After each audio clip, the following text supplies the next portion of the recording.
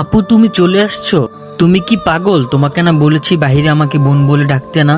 তোমার জন্য খাবার নিয়ে আসছি। তোমাকে আগেই বলেছি আমি কিছু খাবো না। তোমাকে একবার বললে তুমি বুঝো না। এই নাও আপু, খেয়ে নাও। যাও এখান থেকে। তুমি আর আসবে না। রিয়া, তুমি বাড়ির দলিল নিয়ে কি করছো? চাচি, তোমার বাবা তো কিছুদিন আগে মারা গেল, আর এখনই বাড়ি বেচতে যাচ্ছ? দাও, এটা আমাকে দাও। আমি তো শুধু এই বাড়িটা বন্ধক রাখতে চাই।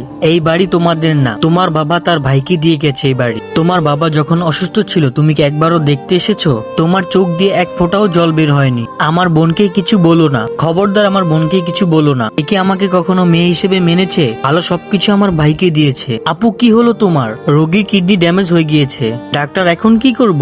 ডাক্তার আমার বোনকে বাঁচান, আমাদের কিডনি খুঁজতে হবে। কিডনি ছাড়া রোগীকে বাঁচানো যাবে না। ডাক্তার আমি কিডনি দিতে চাই। চাচি আমার ভাই কোথায়? এটা তুমি নিয়ে যাও, এটা তোমার ভাই তোমাকে দিয়েছে। ওই বুড়ো তো অনেক কষ্ট করলো, কিন্তু দিন শেষে আমি বাড়িটা পেলাম। ছি, তোমার কি লজ্জা করে না? আজ থেকে 20 বছর আগে তোমরা পানির গর্তে পড়ে গিয়েছিলে।